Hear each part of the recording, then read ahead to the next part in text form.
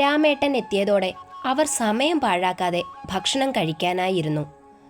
വളരെ സന്തോഷത്തോടെ അവർ 4 പേരും കൂടി അവർ ഉണ്ടാക്കിയ ഭക്ഷണം ആസ്വദിച്ച് കഴിച്ചു. ആ രുചിയേറിയ ഭക്ഷണത്തെ പ്രശംസിക്കാനും കാർത്തികേയൻ മറന്നിരുന്നില്ല. അങ്ങനെ ഭക്ഷണമൊക്കെ കഴിഞ്ഞ് ആതിരയോട് കുറച്ചു നേരം സംസാരിച്ചതിന് ശേഷമാണ് രാമേട്ടൻ തിരികെ പോയത്.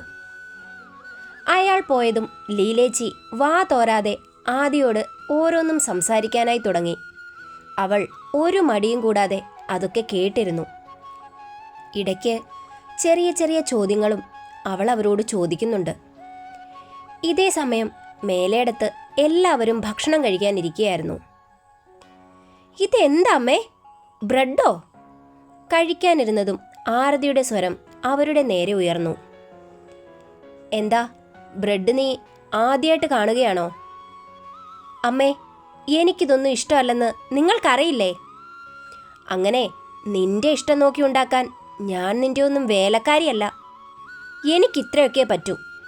ഇനി അതുപോരെങ്കിൽ ഇന്ന് വൈകുന്നേരം തൊട്ട് നീയൊക്കെ എൻ്റെ കൂടെ അടുക്കളയിൽ കയറിക്കോ, എന്നിട്ട് ഇഷ്ടമുള്ളതുണ്ടാക്കിക്കോ, അവർ പുച്ഛത്തോടെ പറഞ്ഞു. അതെന്ത് വർത്താനമാണമ്മേ? ഈ വീട്ടിലെ സകല ജോലികളും ഇന്ന് രാവിലെ വരെ ആതിരേച്ചിയല്ലേ ചെയ്തിരുന്നത്? ഇതുവരെ അവരൊരു കാര്യവും പറ്റില്ലെന്ന് പറഞ്ഞിട്ടില്ലല്ലോ. അതിന് ഞാൻ ആതിരയല്ല, അവളെപ്പോലെ ചെറുപ്പവുമല്ല. എനിക്കിത്രയൊക്കെ പറ്റത്തുള്ളൂ. വേണമെങ്കിൽ കഴിച്ചിട്ടെഴുന്നേറ്റ് പോകാൻ നോക്ക്. അവർ എടുത്തടിച്ചതുപോലെ പറഞ്ഞതും അശ്വതിയുടെ നോട്ടം രഘുവിലായി.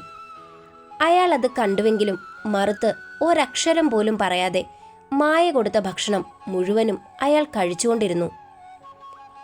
അച്ഛാ, എൻ്റെ അച്ചുമോളെ, നിനക്ക് വിശക്കുന്നുണ്ടെങ്കിൽ ആ ബ്രെഡ് എടുത്ത് കഴിക്ക്. അല്ലാതെ ഇവിടെ കിടന്ന് ബഹളം വെച്ചിട്ട് ഒരു കാര്യവുമില്ല. നിന്റെ അമ്മയുടെ സ്വഭാവം ഞാൻ നിങ്ങൾക്ക് പറഞ്ഞു തരേണ്ട കാര്യമില്ലല്ലോ. അങ്ങനെ പറഞ്ഞാൽ എങ്ങനെയാച്ചാ? ഈ വീട്ടിലെ സകല പണികളും ഇന്നലെ വരെ ചെയ്തത് ആതിരേച്ചിയാണ്. അവർ ഇതുവരെ ഇതുപോലൊരു സാഹചര്യം ഒരുക്കിയിട്ടില്ല. രാവിലെ എഴുന്നേൽക്കുന്നത് മുതൽ രാത്രി കിടക്കുന്നത് വരെ ഈ അമ്മ അവർക്ക് പണികൾ കൊടുത്തുകൊണ്ടേയിരിക്കും. ഒരുപാട് ബുദ്ധിമുട്ടിയാണ് ആ ചേച്ചി ഓരോ ദിവസവും ഇവിടെ കഴിച്ചു കൂട്ടിയത്. എന്നിട്ട് ആരോടും ഒരു പരിഭവവും അവർ ഇതുവരെ പറഞ്ഞിട്ടില്ല. വെറും ഒരു നേരത്തെ ഭക്ഷണം ഉണ്ടാക്കുന്ന കാര്യം വന്നപ്പോൾ കേട്ടില്ലേ അമ്മയുടെ സംസാരം? ഈ കണക്കിന് പോയാ ഇവിടെയുള്ള എല്ലാവരും 3 നേരവും ലാവിഷായി ബ്രെഡ് കഴിക്കാം. അശ്വതിയുടെ സ്വരം അവരുടെ നേരെ ഉയർന്നതും മായയുടെ മുഖം ദേഷ്യത്താൽ വീർത്തു. അവൾ ചാടി എഴുന്നേറ്റ് മേശമേലിരുന്ന ബ്രെഡ് അവർ തൻ്റെ കൈക്കലാക്കിക്കൊണ്ട് അച്ചുവിൻ്റെ നേരെ തിരിഞ്ഞു. കുറേ നേരായി ഞാനിത് സഹിക്കുന്നു. ഇത്ര കഷ്ടപ്പെട്ട് നീ ഇനി ഇവിടുന്ന് ഭക്ഷണം കഴിക്കണമെന്നില്ല. നീ ഒരു ദിവസം കഴിച്ചില്ല എന്ന് വെച്ച് ഇവിടെ ഒന്നും സംഭവിക്കാനൊന്നും പോകുന്നില്ല അശ്വതി. അവർ അവളെ പുച്ഛിച്ചതും അശ്വതി അവിടെ ഇരിക്കാൻ താല്പര്യമില്ലാതെ ചേറിൽ നിന്നും എഴുന്നേറ്റു. ഒപ്പം ആരതിയും. ഡി, നിനക്കും ഭക്ഷണമൊന്നും വേണ്ടേ? എനിക്കും വേണ്ടമ്മേ, അമ്മ കഴിച്ചോളൂ, ആരതി അവരോട് പറഞ്ഞുകൊണ്ട് അവൾ അശ്വതിയെയും കൂട്ടി സ്വന്തം റൂമിലേക്ക് പോയി. അവർ ഇരുവരും പോയെന്ന് കണ്ടതും രഘു മായയോട് സംസാരിക്കാനായി തുടങ്ങി. എൻ്റെ പൊന്നു മായേ, പിള്ളേരോടൊക്കെ ഇങ്ങനെയാണോ സംസാരിക്കേണ്ടത്? പിന്നെ എങ്ങനെ സംസാരിക്കണം രഘുവേട്ടാ? നിങ്ങളും കേട്ടതല്ലേ അവരുടെ അഹങ്കാരമൊക്കെ. എന്നാലും ഇത് കുറച്ച് കൂടിപ്പോയി മായേ. പിള്ളേരുടെ കാര്യമെങ്കിലും ഇനി നോക്കി തുടങ്ങേണ്ടതല്ലേ? അവരുടെ ആഗ്രഹങ്ങൾ, ഇഷ്ടങ്ങൾ ഇതൊക്കെ നീയല്ലേ ഇനി നോക്കിക്കണ്ട് അവർക്ക് ചെയ്തു കൊടുക്കേണ്ടത്. അയാൾ ചോദിച്ചതും അതൊന്നും കേൾക്കാൻ താല്പര്യമില്ലാതെ അവർ അവിടെ നിന്നും സ്വന്തം മുറിയിലേക്ക് നടന്നു. ഇതേ സമയം മനക്കിലുള്ളവരുടെ കാര്യം സംസാരിക്കുകയായിരുന്നു ലീലേച്ചി. പെട്ടെന്ന് തന്നെ ആദിക്ക് ലീലേച്ചി ആരൊക്കെയോ ആയി മാറി തുടങ്ങിയിരുന്നു. ഒരമ്മയെപ്പോലെ വാത്സല്യവും ഒരു ചേച്ചിയുടെ കരുതലുമൊക്കെ അവൾക്ക് കുറഞ്ഞ സമയത്തിനുള്ളിൽ അവരിൽ നിന്ന് കിട്ടിത്തുടങ്ങി. അങ്ങനെ ആ ഇരിപ്പ് മണിക്കൂറോളം നീണ്ടു. അതോടെ അവർക്കവിടെ നിന്നും തിരികെ പോകാനുള്ള സമയം ഏതാണ്ട് അതിക്രമിച്ച് കഴിഞ്ഞിരുന്നു. മോളെ, നേരം കുറേയായി. ലീലാമ്മച്ചി ഇനി നാളെ വരാം. കുറച്ചു നേരം കൂടി ഇരുന്നിട്ട് പോ ലീലേച്ചി. അയ്യോ, ഇനി ഇരുന്നാൽ ശരിയാകില്ല മോളെ. വീട്ടിൽ രാമേട്ടൻ വരാറായിട്ടുണ്ടാകും. ഓഹോ, അപ്പോ മക്കളൊക്കെ? ആതിര അവരോട് ചോദിച്ചതും അവിടെ മറ്റൊരു ശബ്ദം അവൾക്ക് നേരെ ഉയർന്നു. അത് ഞങ്ങളൊക്കെ തന്നെയാണ് ആദി. ഞാനും എൻ്റെ സുഹൃത്തുക്കളും ലീലേച്ചിയുടെയും രാമേട്ടൻ്റെയും മക്കൾ തന്നെയാണ്. അവരും അങ്ങനെയാണ് ഞങ്ങളെ കാണുന്നത്. അതുപോലെ തന്നെ ഞങ്ങൾക്കും ഇവർ അമ്മയും അച്ഛനുമാണ്. കാർത്തിയുടെ ആ തുറന്നു പറച്ചിൽ കേട്ടതും ആദി ഒരു പകപ്പോടെ അവരെ നോക്കി. മോളിങ്ങനെ നോക്കിയൊന്നും വേണ്ട. കാർത്തിമോൻ പറഞ്ഞത് വളരെ ശരിയാണ്. ഇവരൊക്കെ എൻ്റെയും രാമേട്ടൻ്റെയും മക്കളാ. ഞാൻ നൊന്ത് പ്രസവിക്കാത്ത എൻ്റെ സ്വന്തം മക്കൾ. ഇവരും എന്നെ ഇവരുടെ സ്വന്തം അമ്മയായിട്ട് തന്നെയാണ് കാണുന്നത്. ലീലാമ്മച്ചി അവളോട് തുറന്നു പറഞ്ഞു നിർത്തിയതും കൂടുതലൊന്നും ചിന്തിക്കാതെ അവൾ അവരെ തൻ്റെ മാറോട് ചേർത്ത് പിടിച്ചു. എന്നോട് ക്ഷമിക്കമ്മേ, ഞാനറിയാതെ. അതിന് മോളൊരു തെറ്റും ചെയ്തിട്ടില്ലല്ലോ. സാധാരണ എന്നെ അറിയാത്ത ആളുകൾ എന്നെ കാണുമ്പോൾ സ്ഥിരമായി ചോദിക്കുന്ന ചോദ്യമാണിത്. ആദ്യമൊക്കെ ഈ ചോദ്യങ്ങൾ കേൾക്കുമ്പോൾ എനിക്ക് വളരെയധികം വിഷമം തോന്നിയിരുന്നു. എന്നാൽ ഇന്ന് ഞാൻ അതിനോടെല്ലാം പൊരുത്തപ്പെട്ടു മോളെ. നിന്നെപ്പോലെ സ്നേഹിക്കാൻ മാത്രം അറിയാവുന്ന കുറച്ചു മക്കൾ ഇന്നെൻ്റെ ചുറ്റിനുമുണ്ട്. അവരാണ് എൻ്റെ രാമേട്ടൻ്റെയും സന്തോഷം. ആ സന്തോഷം ഉള്ളിടത്തോളം കാലം ഞങ്ങൾ ഹാപ്പിയാണ് മോളെ. അവർ ഒരു കുഞ്ഞു പുഞ്ചിരിയോടെ പറഞ്ഞു നിർത്തി. എന്നാലും ഞാൻ കാരണം. ഓ, അത് വിട്. നല്ലൊരു ദിവസമായി. ഈ ഒരു കാര്യമോർത്ത് എൻ്റെ മോളിങ്ങനെ സെൻറ്റി ആകണ്ട. അത്രയും പറഞ്ഞുകൊണ്ട് അവർ കാർത്തിയുടെ നേരെ തിരിഞ്ഞു. മോനെ കാർത്തി, ഞാൻ ഇറങ്ങുകയാ. വൈകുന്നേരം നിങ്ങൾക്ക് കഴിക്കാനുള്ളതൊന്നും ഞാനുണ്ടാക്കിയിട്ടില്ല. രണ്ടുപേരും ഒന്ന് പുറത്തുപോയി കറങ്ങി ഭക്ഷണമൊക്കെ കഴിഞ്ഞിട്ട് വാ. അത് ആതിരമോൾക്കും ഒരു സന്തോഷമാകും. ശരി ലീലേച്ചി. എങ്കിൽ ഞാൻ ഇറങ്ങുന്നു. അവർ രണ്ടുപേരോടും അനുവാദം ചോദിച്ചുകൊണ്ട് അവിടെ നിന്നും ഇറങ്ങി. അവർ പോയെന്ന് കണ്ടതും കാർത്തി ആതിരയുടെ നേരെ തിരിഞ്ഞു. ഡോ, ലീലേച്ചി പറഞ്ഞതുപോലെ നമുക്കൊന്ന് പുറത്തൊക്കെ പോയിട്ട് വരാം. എന്തിന്? വെറുതെ. അതിൻ്റെ ആവശ്യമൊന്നുമില്ല. നിങ്ങൾക്ക് പോകണമെങ്കിൽ നിങ്ങൾ തനിയെ പോയിട്ട് വാ. ഞാൻ അങ്ങോട്ട് വരുന്നില്ല. അവൾ അവനെ നിരുത്സാഹപ്പെടുത്തി. അതെന്താ വരാൻ നിനക്കിത്ര ബുദ്ധിമുട്ട്? നമുക്കൊന്നിച്ച് പോയി മൈൻഡൊക്കെ ഒന്ന് കൂളായിട്ട് വരാം. അതിലൊന്നും എനിക്ക് താല്പര്യമില്ല. ഇയാൾ തനിച്ച് പോയിട്ട് വാ. അതെന്താ അങ്ങനെ? അവൻ വീണ്ടും ചോദിച്ചു. താല്പര്യമില്ല, അത്ര തന്നെ. അതിൻ്റെ കാരണമാണ് ആതിര ഞാൻ നിന്നോട് ചോദിച്ചത്. എനിക്കിഷ്ടമല്ല നിങ്ങളുടെ കൂടെ വരാൻ. ആതിരയുടെ ശബ്ദമുയർന്നതും കാർത്തി അവളെ അല്പം ദേഷ്യത്തോടെ തന്നെ നോക്കി. ഞാൻ ഉള്ളതാ പറഞ്ഞത്. അതിന് നിങ്ങളിങ്ങനെ നോക്കി പേടിപ്പിക്കേണ്ട കാര്യമൊന്നുമില്ല. എന്നെ നിങ്ങൾ വിവാഹം കഴിച്ചത് എന്തുദ്ദേശത്തിലാണെന്നൊന്നും എനിക്കറിയില്ല. എന്തായാലും അതൊന്നും നടക്കാൻ പോകുന്നില്ല. ഓഹോ, അപ്പോ നീ രണ്ടും കൽപ്പിച്ചാണല്ലേ? അല്ല, മോൾക്ക് ഈ നാക്കൊക്കെ സ്വന്തം വീട്ടിലുണ്ടായിരുന്നെങ്കിൽ നിന്റെ ജീവിതം ഇങ്ങനെ നായ നക്കിയതുപോലെ ആകില്ലായിരുന്നു. അവൻ അവളെ പരിഹസിച്ചു. ഡാ, അവൾ അവൻ്റെ നേരെ കുരച്ചതും ഒരു കാറിൻ്റെ ഹോണടി ശബ്ദം മുഴങ്ങിയതും ഒരുമിച്ചായിരുന്നു. ആ ശബ്ദം കേട്ടതും അവൻ്റെ മനസ്സിലേക്ക് പല മുഖങ്ങളും തെളിഞ്ഞു വന്നു. വീണ്ടും ഹോണടി കേട്ടതും കാർത്തിയുടെ സ്വരം അവളുടെ നേരെ ഉയർന്നു. എടോ, പുറത്ത് ഒരു ജാഥയ്ക്കുള്ള ആളുകൾ വരാനാണ് സാധ്യത. ഈ എടുത്തുചാട്ടം കുറയ്ക്കണം. അവൾ മനസ്സിലാകാത്തതുപോലെ അവനെ നോക്കി. അത് കണ്ടതും അവൻ തുടർന്നു. ഇപ്പൊ വന്നിരിക്കുന്നത് മനക്കൽ സേതു ബാലചന്ദ്രൻ എന്ന എൻ്റെ അച്ഛൻ്റെ ബന്ധുക്കളാണ്. അതായത് എൻ്റെ വല്യച്ഛനും വല്യമ്മയും. അച്ഛൻ പെങ്ങളും അവരുടെ ഭർത്താവും മക്കളുമൊക്കെ അടങ്ങുന്ന ഒരു വലിയ കൂട്ടമാണത്. എന്തായാലും ഈ വരവ് നല്ലതിനൊന്നുമല്ല. അവനത് പറഞ്ഞു തീരുമ്പോഴേക്കും കോളിംഗ് ബെല്ലിൻ്റെ ശബ്ദം നീട്ടിയടിച്ചു തുടങ്ങിയിരുന്നു. അതോടെ അവൻ വീണ്ടും പ്രതീക്ഷയോടെ ആതിരയെ ഒന്ന് നോക്കി. എടോ, ഈ അവസ്ഥയിൽ നീ എനിക്കൊരു പണി തരരുത് പ്ലീസ് ആതിര. ഞാൻ എന്ത് വേണേലും ചെയ്യാം. ആ വന്നിരിക്കുന്ന കൂട്ടങ്ങളോട് നമ്മൾ പ്രണയത്തിലാണെന്ന് മാത്രമേ നീ പറയാവൂ. അതൊക്കെ എന്തിനാ?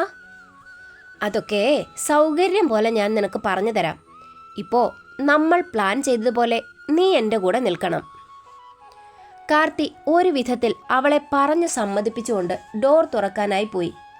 അവൻ്റെ പിറകെ ആതിരയും. അവൻ ഒരു ദീർഘനിശ്വാസം എടുത്തുകൊണ്ട് ആ ഡോർ തുറന്ന് പുറത്തേക്കിറങ്ങി. ബന്ധുക്കളുടെ നീണ്ട നിര തന്നെ ആ വീടിൻ്റെ മുറ്റത്തുണ്ടായിരുന്നു. കാർത്തിയെ കണ്ടതും ഓരോരുത്തരായി അവൻ്റെ മുൻപിലേക്ക് വന്ന് ഓരോ കാര്യങ്ങൾ സംസാരിക്കാൻ തുടങ്ങി. എന്താ കാർത്തി ഇത്?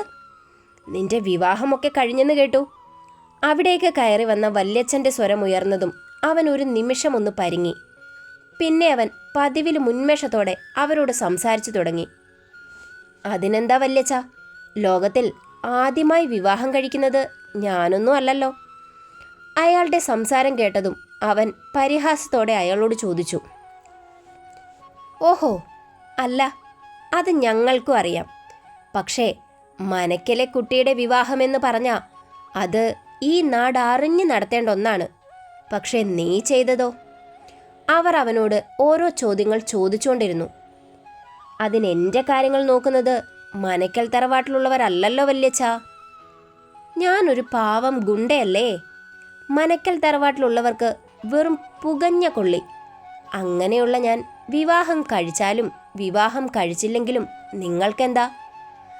അവൻ അവരുടെ നേരെ എടുത്തടിച്ചതുപോലെ ചോദിച്ചതും അവൻ്റെ നേരെ ഒരു സ്ത്രീ ശബ്ദമുയർന്നു. ഡാ, നീ ആരോടാ സംസാരിക്കുന്നറിയോ?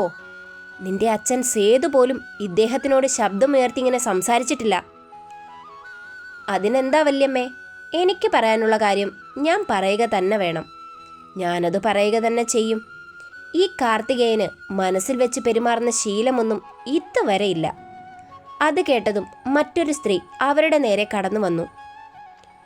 ഡാ, രാധികേച്ചി പറഞ്ഞതുപോലെ സത്യേട്ടനോട് ഞങ്ങളാരും ഇങ്ങനെ സംസാരിച്ചിട്ടില്ല. നിന്റെ അച്ഛൻ പോലും എത്രയധികം ബഹുമാനത്തോടെയാണ് സത്യേട്ടനോട് സംസാരിച്ചിട്ടുള്ളത്. അച്ഛനില്ലാത്ത നിനക്ക് സത്യേട്ടൻ എന്ന് പറയുന്നത് നിന്റെ അച്ഛൻ്റെ സ്ഥാനമാണ്. അത് നീ മറക്കരുത്. ഓഹോ, ഒരച്ഛൻ. കഴിഞ്ഞതൊന്നും നിങ്ങൾ എന്നെയും കൊണ്ട് പറയിപ്പിക്കരുത്. അച്ഛൻ മരിച്ച ചൂടാറുന്നതിന് മുൻപ് എൻ്റെ മുൻപിലേക്ക് വന്ന് അച്ഛൻ വരുത്തിയ കടങ്ങളെക്കുറിച്ച് ആർത്തട്ടേസ്റ്റ് പറഞ്ഞൊരു സത്യനെ എനിക്കറിയാം. അയാൾക്കാണോ ഞാൻ എൻ്റെ അച്ഛൻ്റെ സ്ഥാനം കൊടുക്കേണ്ടത്?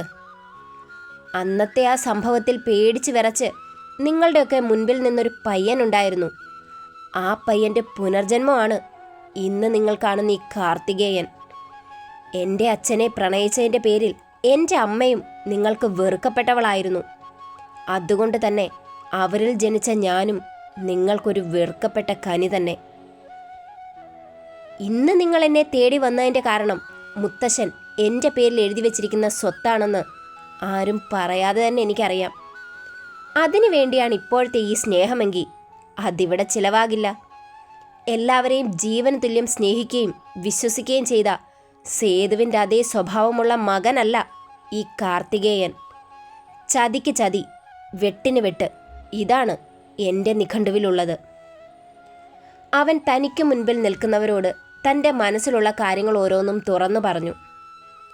കാർത്തി, നീ എന്തൊക്കെ പറഞ്ഞാലും ഞങ്ങളിതൊന്നും അംഗീകരിച്ച് തരില്ല. നിന്റെ വിവാഹം അത് മനക്കൽക്കാരുടെ ഇഷ്ടത്തിനാണ് നടക്കേണ്ടത്. പിന്നെ ഈ വീട് പണിതത് നിന്റെ ക്യാഷ് കൊണ്ടാണെങ്കിലും ഇതിരിക്കുന്ന സ്ഥലം സത്യേട്ടനും അതുപോലെ നിന്റെ അച്ഛൻ പെങ്ങൾ സാവിത്രിക്കും തുല്യ അവകാശമാണ്. രാധിക അവൻ്റെ നേരെ കുരച്ചതും അവൻ വളരെ ദേഷ്യത്തോടെ അവരെ നോക്കിക്കൊണ്ട് തുടർന്നു. ഓ, അപ്പം അതാണ് ഈ വരവിൻ്റെ ലക്ഷ്യം? അവൻ അവരോട് പുച്ഛത്തോടെ ചോദിച്ചു. നീ എന്ത് വിചാരിച്ചാലും ഞങ്ങൾക്കൊന്നുമില്ല കാർത്തി. നിന്റെ ഇനിയുള്ള ജീവിതം സത്യേട്ടൻ തീരുമാനിക്കും. സാവിത്രിയുടെ ശബ്ദം അവരുടെ നേരെ ഉയർന്നു. അത് അച്ഛൻ പെങ്ങളുടെ വെറും തോന്നലാണ്. ഈ കാർത്തിയെ മര്യാദ പഠിപ്പിക്കാൻ നിങ്ങളൊന്നും വളർന്നിട്ടില്ല. ഇത്രയും കാലമില്ലാത്ത ബന്ധവും പൊക്കിപ്പിടിച്ച് നിങ്ങൾ ഈ ഉള്ളവൻ്റെ പടി കയറിയതിൻ്റെ കാരണം ഞാൻ താലി ചാർത്തി എൻ്റെ പെണ്ണാണെന്നറിയാം. എന്തായാലും അവളെ പരിചയപ്പെടുത്തിയില്ലെന്ന് വേണ്ട. അത്രയും പറഞ്ഞുകൊണ്ട് അവൻ തൻ്റെ അടുത്തു നിൽക്കുന്ന ആതിരെ തൻ്റെ നെഞ്ചിലേക്ക് ചേർത്ത് പിടിച്ചുകൊണ്ട് പറഞ്ഞു. ഇതാതിര എന്നെപ്പോലെ തന്നെ ഒരനാഥക്കുട്ടി. ഏത്? ഇവളോ? ഈ പെണ്ണ് മേലെടുത്ത ബാല്യക്കാരി പെണ്ണല്ലേ, ആ രഘുവിൻ്റെ വീട്ടിലെ. ഇവളെയാണോ നീ വിവാഹം കഴിച്ചത്? ഇതൊക്കെ കണ്ടുനിന്ന രാധിക അവനോട് പുച്ഛത്തോടെ ചോദിച്ചു. അതിനെന്താ ഇപ്പോ? നിങ്ങളും മനക്കൽ വീട്ടിലൊരു ബാല്യക്കാരി ആയിരുന്നില്ലേ? അവനും അതേ നാണയത്തിൽ തിരിച്ചടിച്ചു. ഡാ! അത് കേട്ടതും സത്യൻ അവൻ്റെ നേരെ അലറി. ഓഹോ, ഭാര്യയെ പറഞ്ഞപ്പോൾ ഭർത്താവിന് പൊള്ളിയല്ലേ? സത്യൻ്റെ അലർച്ച കേട്ടതും കാർത്തികേയൻ്റെ ശബ്ദമുയർന്നു. ഇതുപോലെയാണ് എനിക്കും. എൻ്റെ ഭാര്യയെ പറഞ്ഞാൽ എനിക്കും പൊള്ളും. അതുകൊണ്ട് ഇവിടെയും വാക്കുകൾ സൂക്ഷിച്ചു മതി. അതോടെ സത്യന് തൻ്റെ ദേഷ്യം നിയന്ത്രിക്കാൻ കഴിയാത്ത വിധത്തിലായി. അവൻ്റെ മുഖം ദേഷ്യം കൊണ്ട് ചുവന്നു തുടുത്തു. അതേ അവസ്ഥയിൽ തന്നെയായിരുന്നു കാർത്തിയും. രണ്ടുപേരും പോരുകൊഴികളെ പോലെ ചിറഞ്ഞുകൊണ്ടിരുന്നു. ഏട്ടാ, വേണ്ടേട്ടാ, ഇവനോട് ഗുസ്തി പിടിക്കേണ്ട കാര്യമൊന്നും നമുക്കില്ല. ഈ വീട് എന്തായാലും ഇവനും ഇവൻ്റെ ഭാര്യയ്ക്കും മാത്രമുള്ളതല്ല. മനക്കൽ ബാലചന്ദ്രന് സേതു മാത്രമായിരുന്നില്ല മകൻ. രാധിക കാർത്തിയെ കേൾപ്പിക്കാനായി പറഞ്ഞതും അവൻ്റെ ചുണ്ടിൽ വിരിഞ്ഞത് പുച്ഛം നിറഞ്ഞൊരു പുഞ്ചിരിയായിരുന്നു. അത് കണ്ടിട്ടും രാധിക അതിന് വലിയ മൈൻഡ് കൊടുക്കാതെ അവൾ ഭർത്താവിനെയും മക്കളെയും കൂട്ടി വീടിനുള്ളിലേക്ക് കയറിപ്പോയി. അവർ കയറിയതിൻ്റെ പിറകെ സാവിത്രിയും കുടുംബവും തുള്ളിച്ചാടി അകത്തേക്ക് നടന്നു. അങ്ങനെ വന്നവരെല്ലാം അകത്തേക്ക് കയറിയതും ആതിരയുടെ ശബ്ദം കാർത്തിക്ക് നേരെ ഉയർന്നു. ഇതെന്തൊക്കെയായി നടക്കുന്നേ? ഇവരൊക്കെ ആരാ? ഇവരാണ് മനക്കൽ തറവാട്ടിലെ ഇപ്പോഴത്തെ അവകാശികൾ. എന്നോട് ചാടിയ വ്യക്തിയാണ് എൻ്റെ വല്യച്ഛൻ. പേര് സത്യൻ. എൻ്റെ അച്ഛൻ്റെ മരണശേഷം അദ്ദേഹത്തിൻ്റെ സ്വത്തുക്കളെല്ലാം അടിച്ചുമാറ്റി ആഡംബരപൂർണമായി ജീവിക്കുന്നു. കൂടെയുള്ളത് അയാളുടെ ഭാര്യയും മക്കളും. പിന്നെയുള്ളത് എൻ്റെ അച്ഛൻ്റെ സഹോദരിയാണ്. കാർത്തി വിശദമായി തന്നെ ആതിരയ്ക്ക് പറഞ്ഞു കൊടുത്തു. ഓഹോ, അപ്പം ഇതൊരു പണി തന്നെയാണ്. അങ്ങനെ പണിയൊന്നും പറയാനില്ലടാ. ഇവർക്ക് താഴെ ഒരു ഫാമിലി കൂടിയുണ്ട്.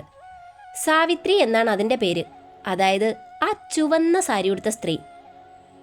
അതാരാ? അതാണ് എൻ്റെ അച്ഛൻ്റെ സഹോദരി സാവിത്രി.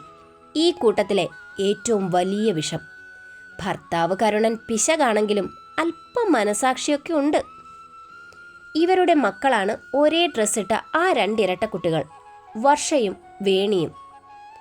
അപ്പോൾ അവിടെ ഒറ്റയ്ക്ക് നിന്ന പെൺകുട്ടിയോ? അത് സാൻവിക, രാധികമ്മയുടെ മോളാണ്. ഈ തറവാട്ടിൽ ആകെ എന്നോട് സ്നേഹം ഈ കൊച്ചിന് മാത്രമാണ്. ഇതിന് മൂത്തത് ഒരെണ്ണം കൂടിയുണ്ട്. അതാണ് സിദ്ധാർത്ഥ്. അപ്പൻ്റെ അതേ സ്വഭാവമാണ് സിദ്ധുവിന്. ഓഹോ, ഇവിടെയുള്ള ആർക്കും നിങ്ങളെന്നെ വിവാഹം കഴിച്ചത് തീരെ പിടിച്ചിട്ടില്ലെന്ന് തോന്നല്ലോ. അവൾ ഒരു കുഞ്ഞു പുഞ്ചിരിയോടെ അവനോട് ചോദിച്ചു. മറ്റുള്ളവരുടെ ഇഷ്ടവും ഇഷ്ടക്കേടും ഒന്നും നമ്മൾ നോക്കേണ്ട കാര്യമില്ലാതി. ഈ വീടെന്തായാലും അവർക്കും കൂടി അവകാശപ്പെട്ടതാണ്. അതുകൊണ്ട് അവരെ ഒന്നും തൽക്കാലം പറഞ്ഞു വിടാനൊന്നും നമുക്ക് കഴിയില്ല. അതിൻ്റെ അർത്ഥം നീ അവരോട് പഞ്ചപുച്ഛമടക്കി നിൽക്കണമെന്നൊന്നുമല്ല.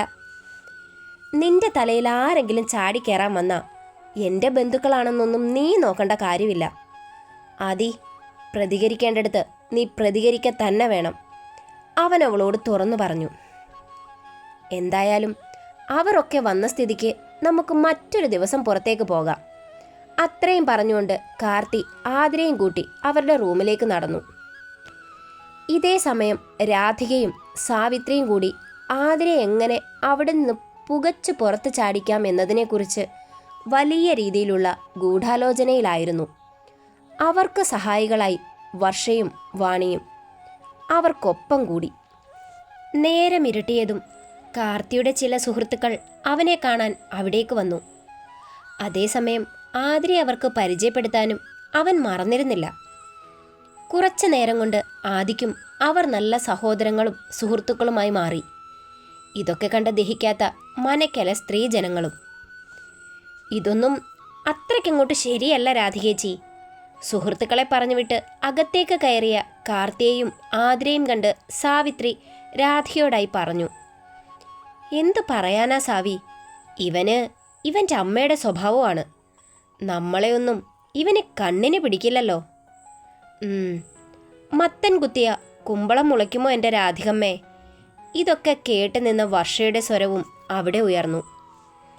ഇതൊക്കെ തന്നെ കേൾപ്പിക്കാനാണ് പറയുന്നതെന്ന് കാർത്തിക്കും നല്ല ബോധ്യമുണ്ടായിരുന്നു. അവന് നല്ല ദേഷ്യം തോന്നിയെങ്കിലും അവൻ അതൊന്നും മൈൻഡ് ചെയ്യാതെ തൻ്റെ പെണ്ണിനെ വിളിച്ചുകൊണ്ട് കിച്ചണിലേക്ക് നടന്നു. ഷേ, കണ്ടില്ലേ ആ ചെറുക്കൻ്റെ അഹമ്മതി? ഇവനെ വെറുതെ വിടരുത് രാധികേച്ചി. അതേ സാവി, ഇനി നമ്മളിവിടെ ഉണ്ടല്ലോ, അവനെയും അവളെയും ഒരു പാഠം പഠിപ്പിക്കണം. അത് വേണം ചേച്ചി. അവൾ വന്നതോടെ അവൻ്റെ അഹങ്കാരം കൂടി. കണ്ടില്ലേ ഒട്ടി പോകുന്നത്. അല്ല, ഇനി ഇവർ തമ്മിൽ വല്ല പ്രേമവുമായിരുന്നോ? പറയാൻ പറ്റില്ല. ആ പെണ്ണിനെ കാണാൻ കറുത്തിട്ടാണെങ്കിലും ഒരാനച്ചന്തമൊക്കെ ഉണ്ട്. സാവിത്രി തൻ്റെ സംശയം രാധികയെ അറിയിച്ചു.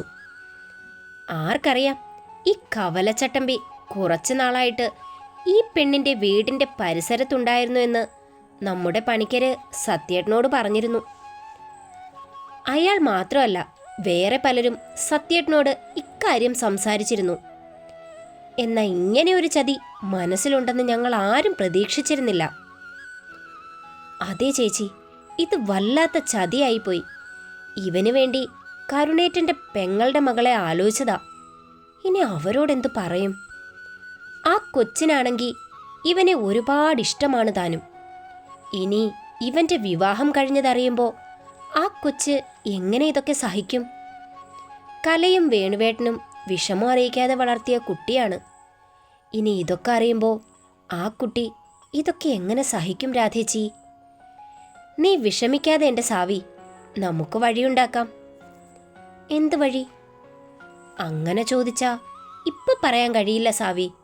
എന്നാലും മനക്കൽ തറവാട്ടിലെ കാർത്തിയുടെ പെണ്ണ് അതാ കലയുടെ മകൾ തന്നെ ആയിരിക്കും. അപ്പൊ ഇവളോ? ഇവളെ നമ്മൾ എന്തു ചെയ്യും? എന്തെങ്കിലും ചെയ്യാം, സമയമുണ്ടല്ലോ. തീർത്ഥാടനത്തിന് പോയ ദേവച്ചനും മാധവിയമ്മയും നാളെ വരും. അവർക്ക് നമ്മളെ കണ്ണിന് പിടിക്കില്ലെങ്കിലും ആ പെണ്ണിനെ ഇവിടെ വാഴിക്കാൻ അവർ സമ്മതിക്കില്ല. കാർത്തിക് കുറച്ചെങ്കിലും എളിമയോടെ സംസാരിക്കുന്നത് അവരോട് മാത്രമാണ്. അത് ശരിയാണ് രാധികേച്ചി.